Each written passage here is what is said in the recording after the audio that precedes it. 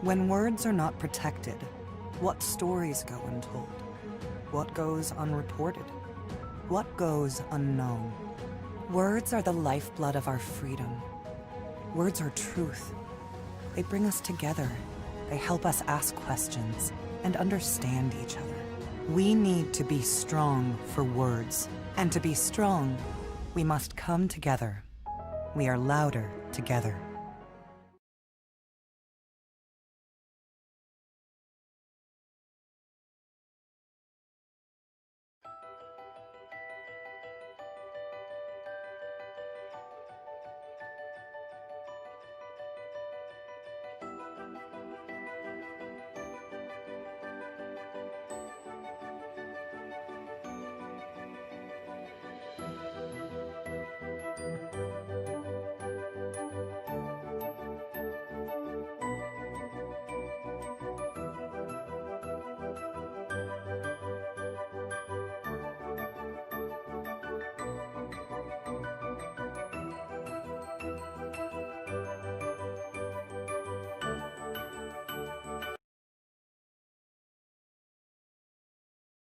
Good afternoon, and thank you for joining us here at Washington Post Live. I'm Karen Tumulty. I'm a columnist here at the Post, and I write about politics. And I'm going to be joined this afternoon by Deval Patrick. He is the former governor of Massachusetts and was a candidate for the Democratic nomination in 2020. We're here to talk to him about some of the work he has been doing recently to mobilize people and get them more engaged with this election. So first of all, welcome, Governor. Thank you very much, Karen. I want you to know that I am coming to you from the nursery of our brand new granddaughter, who was born on Saturday. So I'm in hallowed space right here. Oh my goodness. Well, if you want to hold up the baby at some point, we're fine with that too. If she were in here, you could not hear me. So I am alone in her room. She is with her mom right now. Well, I would like to first ask you about some pretty remarkable scenes that we have been seeing this week as early voting has opened. And I mean, this election is underway in a lot of states. We're seeing long lines of 8 hours in Georgia. What does that tell you about what's going on out there in the country with respect to this election? You know, I find it really encouraging that so many people have turned out, and I hope they continue to do so. Indeed, I urge them to do so because, if the character of the candidates is an issue in every election, this time the character of the country is on the ballot, and everybody has a stake in that. Obviously, I am pushing hard for the election of Joe Biden and Kamala Harris to the White House. But we're working really hard with Senate candidates and with House candidates, Democrats, who are in many cases competing in places where Democrats haven't competed or haven't competed successfully in the past, because this is everybody's chance. And so getting alongside those grassroots groups who are bringing out voters who have checked out or been left out or feel that way in this election, I think is paying off. And I hope it continues. I hate the long lines. I'm sorry about that, and I do wish that our election officials in the places you cited seemed better prepared. But frankly, the long lines and the fact that people are willing to wait so that they can be sure they get to vote is enormously encouraging, I think. So the President of the United States has repeatedly questioned the legitimacy of the voting processes in this country, specifically things like mail-in voting.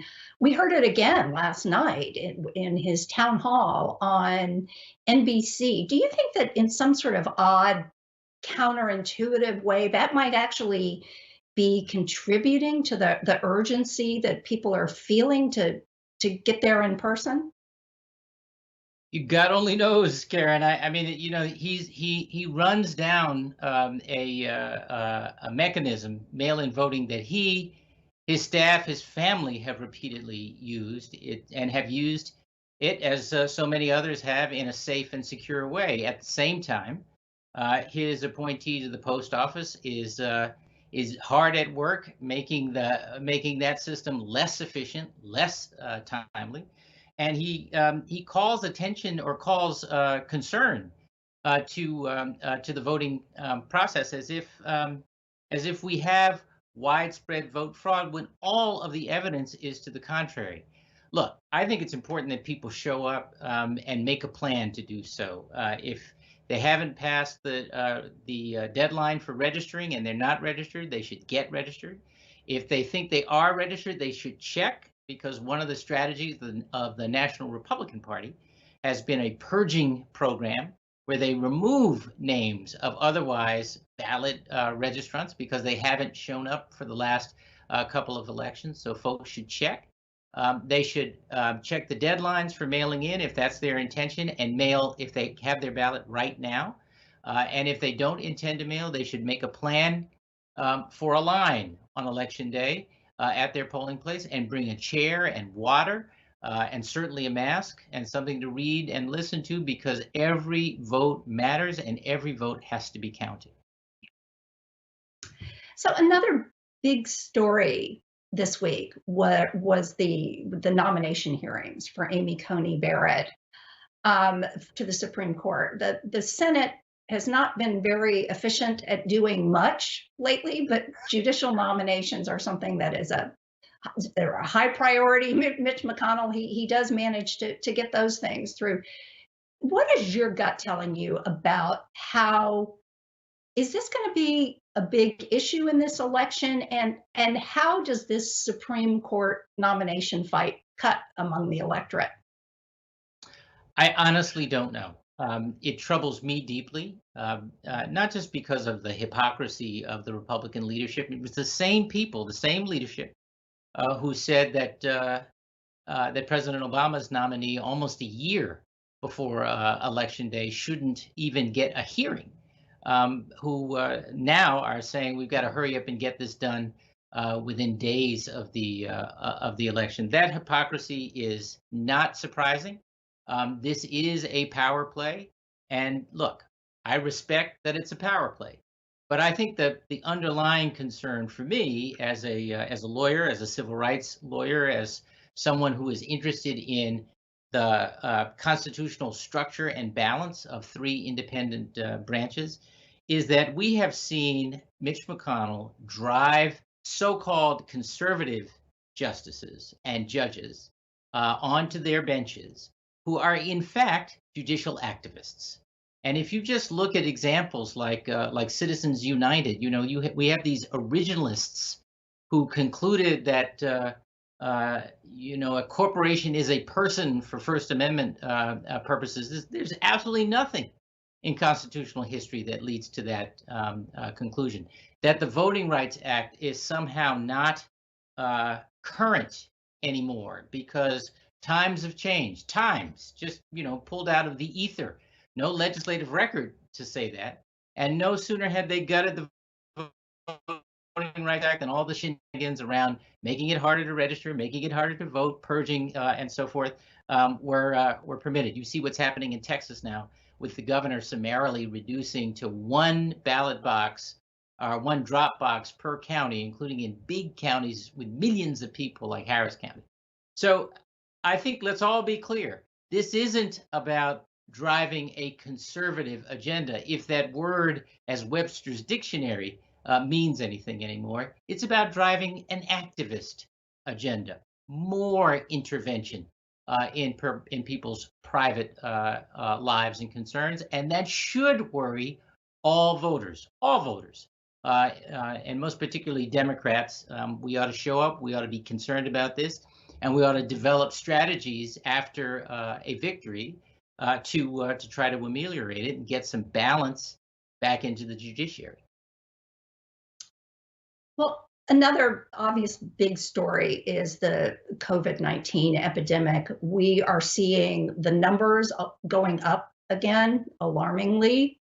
We are seeing Congress and the president just completely unable to, it seems, to produce any kind of relief package. We know that this is dragging down President Trump's job approval ratings. But could you talk a little bit about how this is likely to affect candidates of both parties up and down the ballot? Because we have the control of the Senate is in the balance, and even down to some state legislatures could swing one way or the other. I have to say, Karen, that for me, policy matters where it touches people. And if our representatives in any office aren't thinking about the judgments they make from the perspective of the working poor, working people, the vanishing middle class, people who depend not on government to solve every problem in their lives, but to help them help themselves. To me, if you are leading, if you are representing from that perspective, it is unconscionable to have let this country go even deeper into public health and an economic crisis than we already were. And to say, as some did early on, well, we're not going to do another package because it's only bailing out blue states. The notion that you're elected by this or that party, but then you only serve the folks who voted for you is just wrong. And I hope that's what voters are thinking about when they go to the polls. The reason the president's approval ratings are justifiably low when it comes to handling the COVID crisis is because he didn't handle the COVID crisis. He ignored it. He denied it. He did so publicly, while your colleague, in recorded conversations, the president acknowledged that he knew how serious this was. And he's encouraged a confusion around how to respond. Is one of the reasons why I'm joining with some other governors, current and former, to see if we can come to some national consensus on strategies that will enable local governments and businesses and individuals to start to make judgments based on a consistent and coherent set of national guidelines. We're missing that leadership from the president. But to your point, we're missing that leadership in the Senate as well, where we need the states do, cities and towns do, individuals do, a reason to hope right now, and to bridge across to better times. And we are not getting that. And all of them in the Senate and all of them in the White House know that, and there should be consequences for it politically. Well, you had sort of touched on the mixed messaging here. The Post had a pretty extraordinary story this week about a closed door meeting of conservative activists, including Charlie Kirk. Now, mind you, the messaging from the White House is things need to open up. What they were saying is it would actually help Republicans if college campuses stayed shut down because students couldn't participate in this election. Getting young people to get engaged in the process, getting them to the polls is it's a long-standing story, especially, if there's not anybody named Barack Obama on the ballot. Could you talk a little bit about the challenges of youth engagement, youth participation, and whether you are seeing any signs that things could be different this year, even with the COVID epidemic? Yeah, well, I'll start with this qualifier, if I may, Karen. I'm a proud Democrat, but I'm not the sort of Democrat who thinks you have to hate Republicans to be a good Democrat. But I am feeling more and more just angry about the behavior of the National Republican Party, because their behavior around voting makes it seem that they have concluded they could not win a fair fight. And so they're trying every different way to make sure it's hard for people to vote, or that this or that part of the electorate's vote is suppressed or not counted or discouraged in some way. Let's have a contest of ideas. I think the Democrats who are interested in a pro-growth strategy that is about growing the economy out so that people have opportunity up and down the economic scale, and not just up to the well-connected, is exactly what America needs. And I'll tell you, when it comes to the youth vote, there's this notion of generational responsibility that every single one of us learned from our grandparents, right? That we're supposed to do what we can in our time to leave things better for those who come behind us. And there are an awful lot of young people I meet or correspond with, or Zoom or Skype with, who are feeling like the generation before theirs has not borne that responsibility, and they are energized. You see them out in the streets, and they have been for months since the George Floyd videotaped killing, and they are expressing their outrage not just about that ugly, persistent pattern of excessive force, but about structural racism generally in the society, and about the ways in which we are not keeping faith with our ideals, our civic ideals of equality, opportunity, and fair play. So I am hoping and have been encouraging, as and where I can, that young people will show up, will do all those things I mentioned earlier: registering, making a plan to vote, showing up at their polling place, wherever they are. If they're home with mom and dad, if they're back on a college campus, because they understand that this is about their future, and that we can have a better future if we engage, even if, and I hasten to add this, even if the top of the ticket or any other candidate isn't exactly the one you were for. Right now, what's at stake is the quality and success of our democracy, and we all have a role to play in saving it. Could you talk a little bit about your sort of tactical and strategic approach to this? As a presidential candidate, you were critical of political action committees and campaign finance. Now you are raising a ton of money for this endeavor. You also have decided, I think, not to advertise. So how are you approaching this as a seasoned politician? Well, seasoned. I've had one job twice, and I was a presidential candidate for 15 minutes.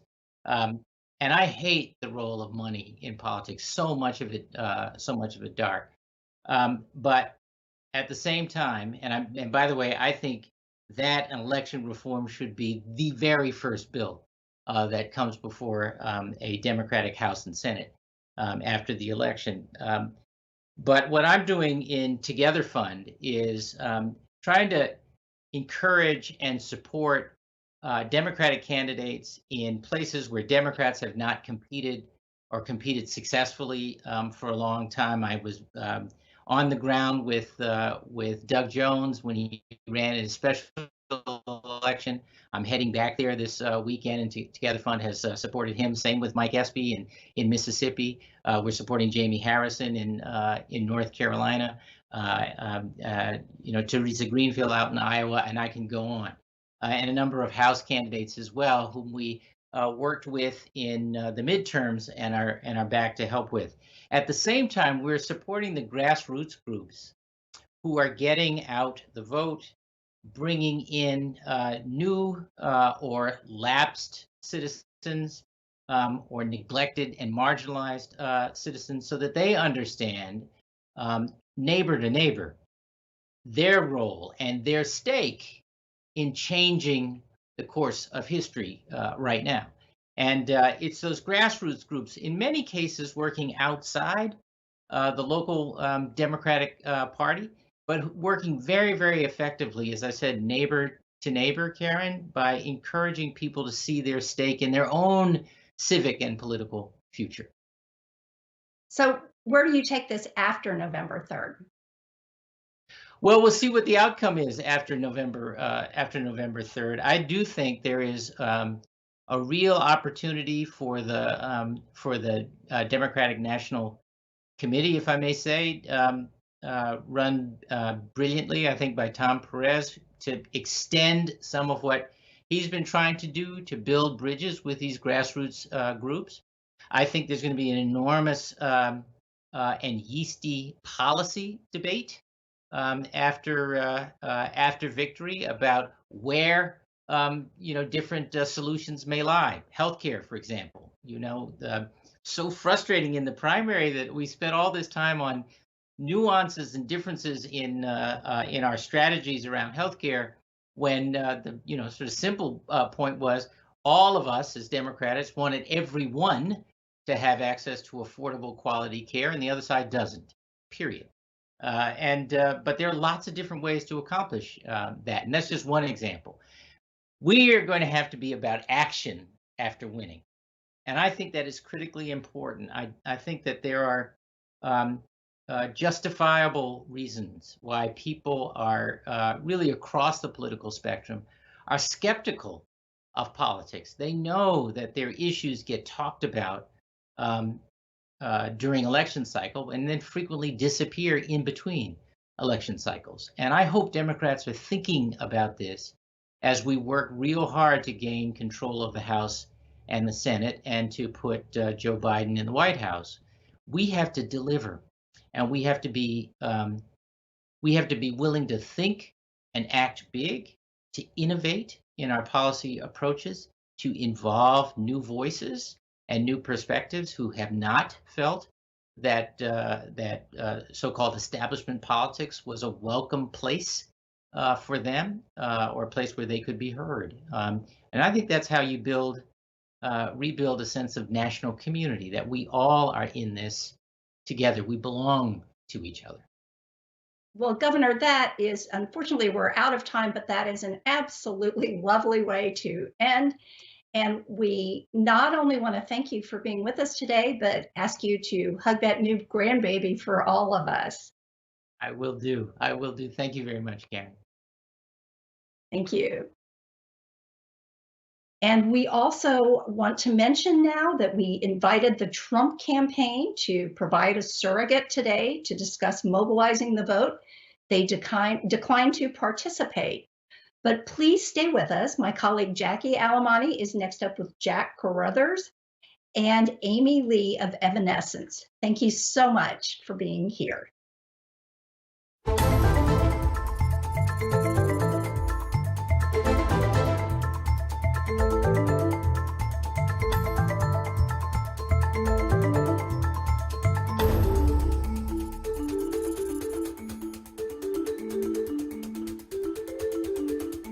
It is our responsibility, no matter what your educational background, as Americans, to educate ourselves and vote to elect our leaders so that we can all be represented.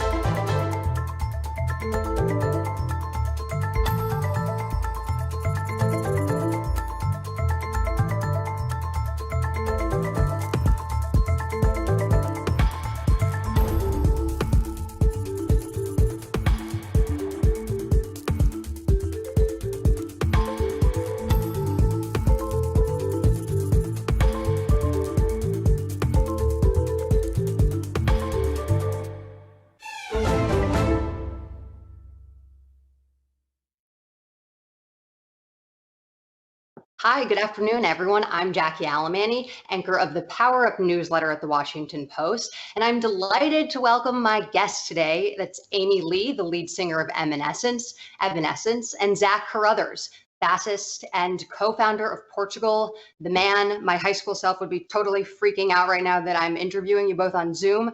So thank you so much for joining me. I'm stoked to interview you both, and I hope everyone in your world is safe and healthy. Let's just jump right into things. Zach, can you tell us about the work that you're doing with Headcount, why you became involved with the group? Hey there. Yeah, thanks for having me. And this is awesome. Headcount, it just seemed like one of those no-brain situations. We support as artists. I'm sure Amy, you can agree that we respect people's voices and everybody needing to find their voice, figuring out what they want to say and say something. And we first started working with headcount, I believe, in 2014. And since then, we've been registering people to vote at all of our shows here in the U.S. And we've been doing programs before that. And it's a tricky situation, and it's nonpartisan, and it doesn't matter who you vote for. You just want to be prepared. We grew up in Alaska. We just know about being prepared, and there's been many times when I've tried to do something and things things came out that happened that I wasn't prepared for. And so register, and be prepared. Listen to yourself and use your voice. Yeah, Zach, you make a really important point that voting is nonpartisan. That's something I don't think we can emphasize enough, and we'll return back to that. But Amy, you turned your new song, Use My Voice, everyone buy it on iTunes, into a PSA encouraging young people to vote, people in general. You haven't been very vocal about politics previously. What inspired you to write this song and get so involved with the cause? Well, these times that we're living in, this is something that can't be ignored. I think that this doesn't have to be, and it isn't, as we're seeing, people turn out now in droves for early voting. It is so beautiful and encouraging to see that people are seeing this time as urgent in our world and in our country. It really is important that we all weigh in so that we can all be represented. We can't be represented as a country properly if we don't all use our voice and support each other in that. And it can be complicated, especially this year. Everything's different, and it seems that well, it is. It's under a sort of attack. The idea, the credibility of it, which it shouldn't be. We have to get in there and use our voices so that we can have representation, not just for ourselves, but for everybody in the country. Yeah, and Zach, as I'm sure you're well aware, youth voting has historically been low in the country, although it has spiked in recent years, especially the 2018 midterms. And there's a number of groups, including yours, that are going to turn out a record amount of young voters this November in 18 days.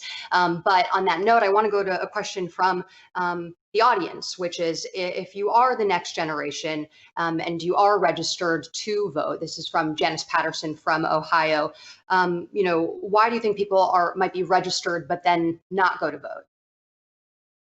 There's a million reasons, and it's all personal. Honestly, I never voted before. I never cared. I grew up, I didn't think that I could do anything about it.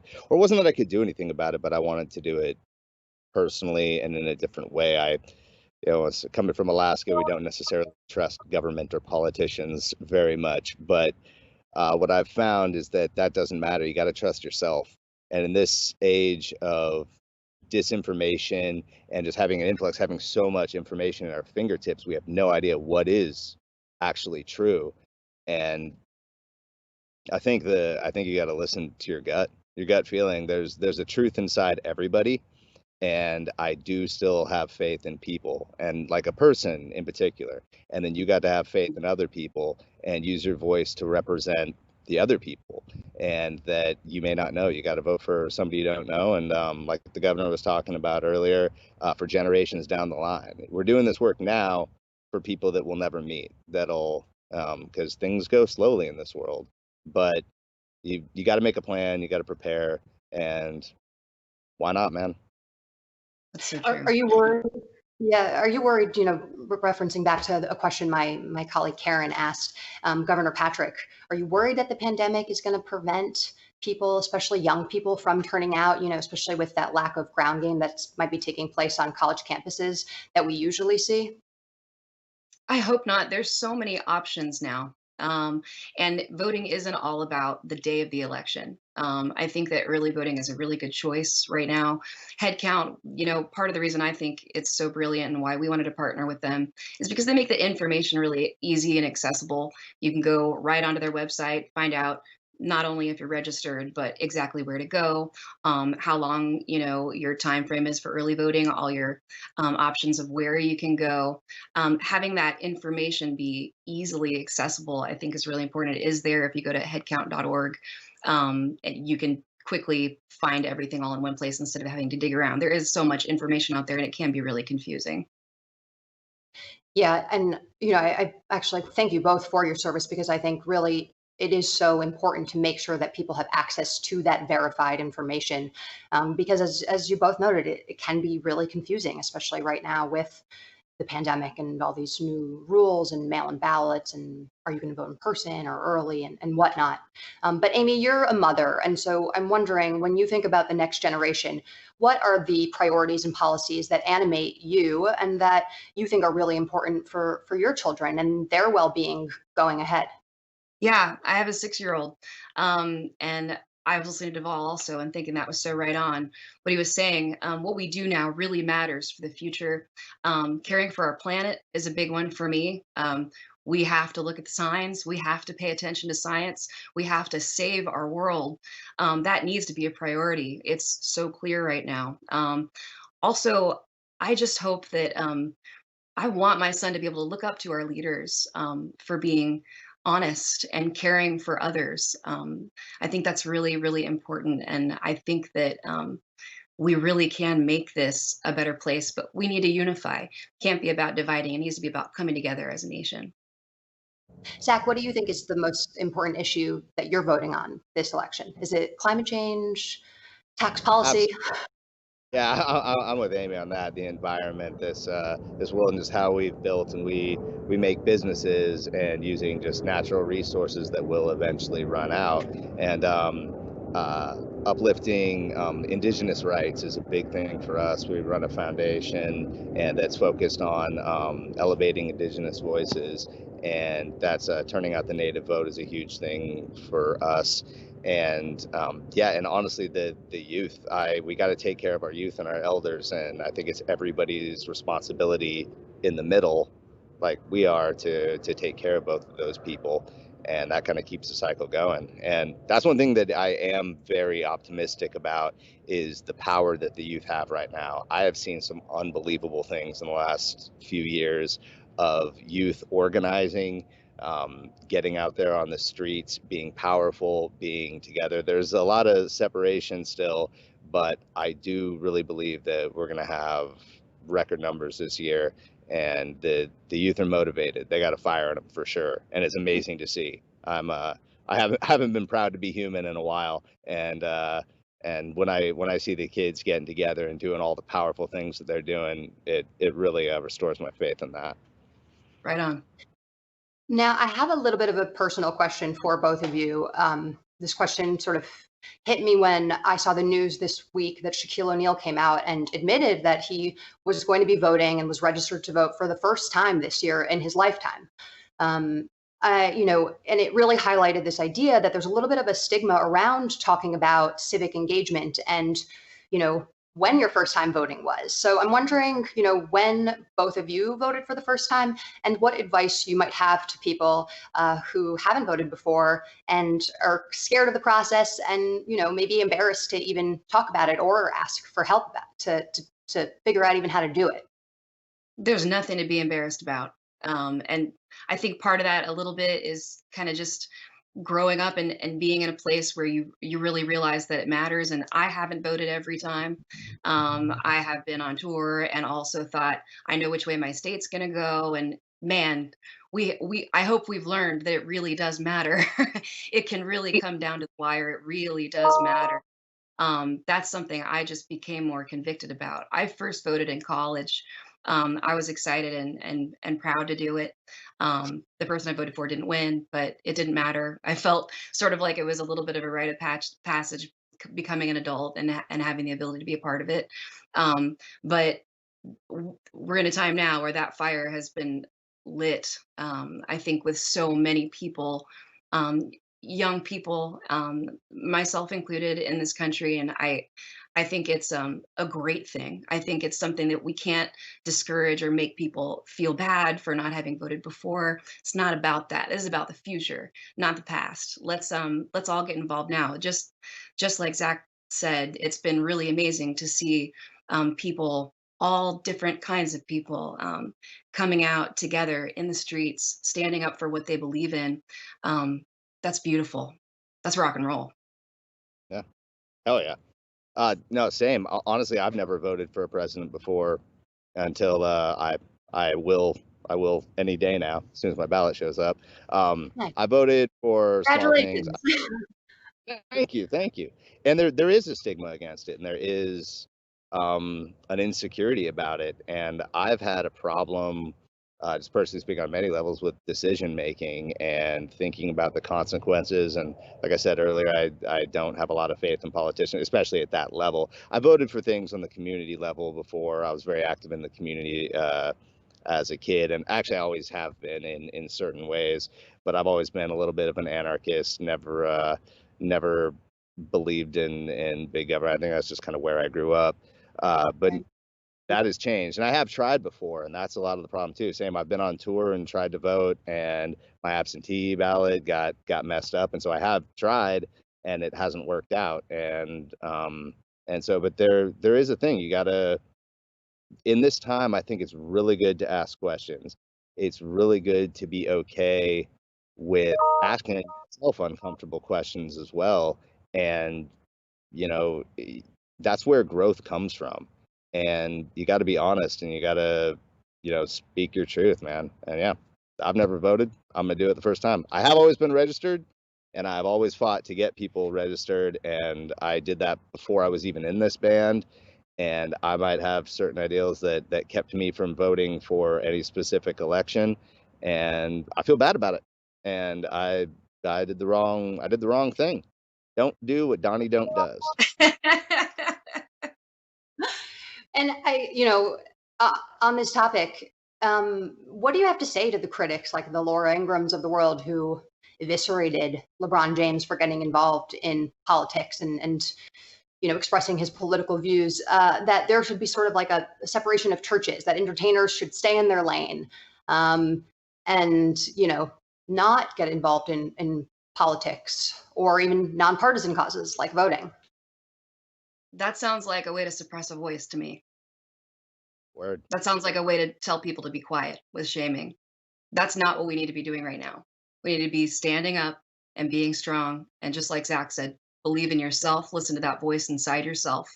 Don't let anybody else put you down. Don't let anybody else stop you from what you believe, and seek the truth. I think it is hard to find the truth sometimes these days. It doesn't come down all the mainstream channels. You really need to dig when you hear something that sounds like something you do or don't want to believe. Before you start regurgitating it, go check out where it came from and see if that's right. Find the truth, make up your own mind, and use your voice.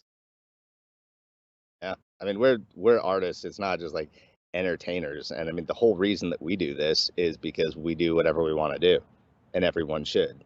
And that doesn't mean you have to be an artist to do that. That works in everything.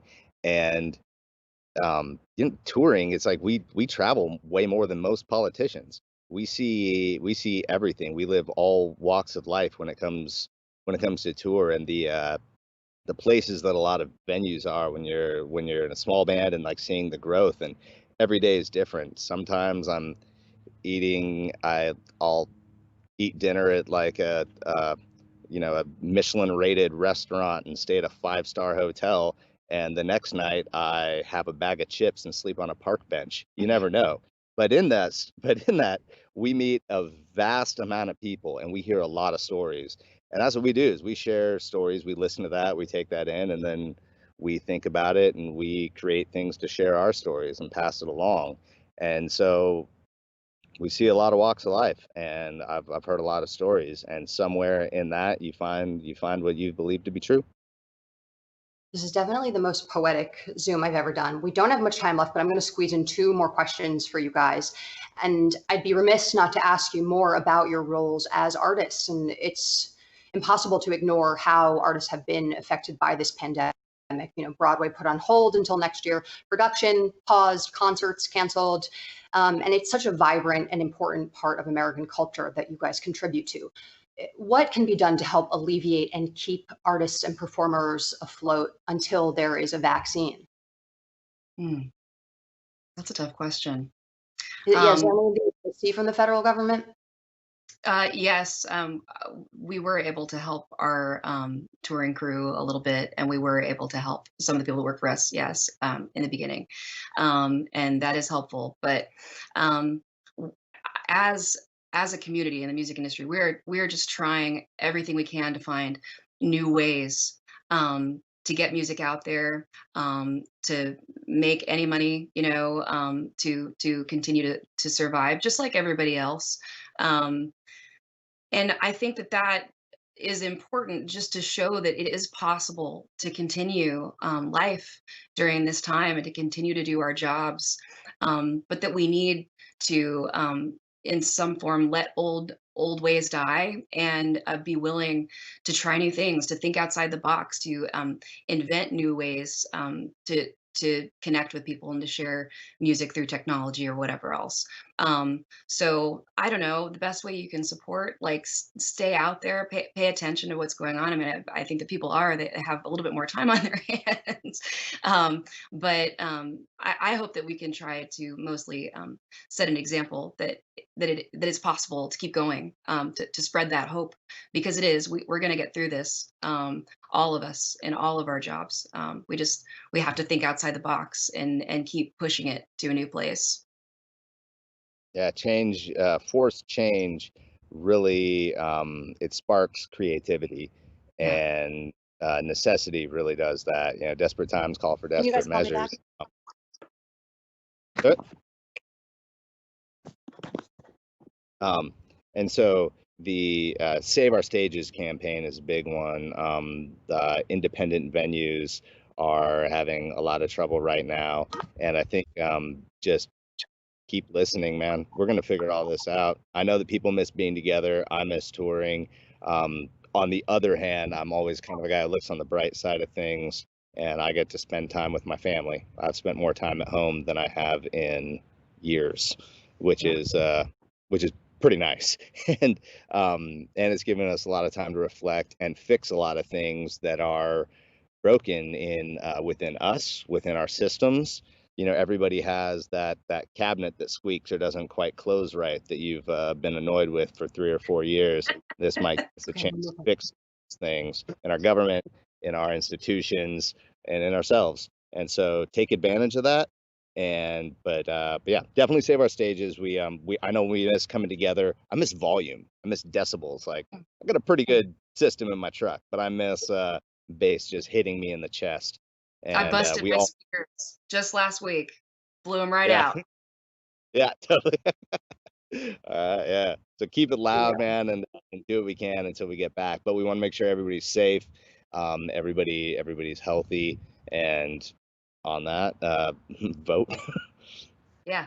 Yeah, I want to squeeze in my last question. I'm sorry if I lost you guys there temporarily, but what is the urgency of now? Like, why now? What is the biggest issue? Why do people need to go out there? Like, what's your closing message to anyone watching this and to young people and voters in general around the country? We need to be represented. We do. Our country is a free country because we elect our leaders, because our voices are the ones that make the future. So we have to participate for it to continue to be that. It's that simple. Mhm. Now, there's no better time than now. All we have is the present, and we're doing it for the future, but that doesn't exist yet. We're creating that every day. The past is the past, and we got to learn from it, and we've got to do things to heal things that have been done in the past. But now is always the time to do anything. It putting things off, which I've been guilty of forever. Turns out that's one thing I've learned. It doesn't work so well. So do something now. Well, unfortunately, we're out of time, guys. Thank you so much for your insight and your time. I'm looking forward to seeing you both on the stage, hopefully sometime soon. We've got Amy Lee of Evanescence, thank you, and Zach Carothers of Portugal the Man. Thank you so much again. This was a fascinating discussion. If you missed it or just caught the tail end and want to watch some highlights, please go to WashingtonPostLive.com. I'm Jackie Alamany. We've got a full calendar of events coming up in the next, the final stretch till the election. So please tune in. Thanks again, everyone.